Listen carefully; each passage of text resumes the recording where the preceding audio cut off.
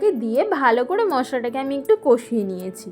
যতক্ষণ না মশলায় তেল ছেড়েছে ততক্ষণ মশলাটা কষিয়ে তারপর আমি যে বাকি ইনগ্রেডিয়েন্টসগুলো ছিল সেগুলো দিয়েছি। ও হ্যাঁ, আমি এখানে একটু কাশ্মীরি লঙ্কার গুঁড়ো ব্যবহার করেছি, কারণ আমার বোন না কালার না হলে খেতে চায় না, তো তাই জন্য একটু কাশ্মীরি লঙ্কার গুঁড়ো দিলাম। তারপর জল দিয়ে মশলাটাকে আরও কিছুক্ষণ কষালাম, তারপর দিয়ে দিলাম যে ভেজে রাখা আলুগুলো। আর আজকে আমি একদমই কম আলু দিয়ে রান্না করছি, কারণ ও আলু সেরকম খায় না, খাওয়ার মধ্যে আমিই খাই আলু, তাই জন্য বেশি আলু দিয়ে নষ্ট করে তো লাভ নেই, যেটুকু পরিমাণ দরকার সেটুকু দিয়ে দিলাম। দেখো এখানে কিন্তু মশলা কষানো হয়ে যাওয়ার পরে আমি আরেকটু টমেটো দিয়েছিলাম। হ্যাঁ, যে টমেটোকুনি আমি মশলার পেস্টের সঙ্গে দিয়েছি, তাছাড়া আলাদা 3 টুকরো টমেটো আমি এর সাথে ব্যবহার করেছি, যাতে একটু দেখতে ভালো লাগে। তো হয়ে গেছে আমার, দেখো আমি এখানে আলু দেওয়ার পরে জল ঢেলে দিয়েছি আর সঙ্গে একটু মটরশুঁটি দিয়েছি, কারণ আমার না মটরশুঁটিটা খেতে খুবই ভালো লাগে।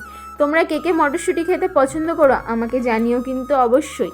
আর দেখো ঝোলটা যখন ফুটে এসেছে তখন যে মাছগুলো আমি ভেজে রেখেছিলাম সেগুলো দিয়ে দিয়েছি। মাছগুলো না সবসময় নামানোর কিছুক্ষণ আগে দেবে, না হলে বেশি ফোটালে আবার মাছগুলো একদম ভেঙে ভেঙে যায় নরম। আমি আবার এখানে একটু ধনেপাতা ব্যবহার করেছি, আমার এই ফ্লেভারটা ভালো লাগে। তোমাদেরও যদি ভালো লাগে নামানোর পরে একটু ধনেপাতা কুচিয়ে দিয়ে দিও।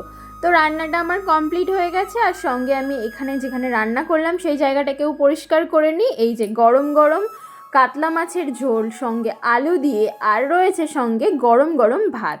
তো তোমাদের কেমন লেগেছে অবশ্যই জানিও।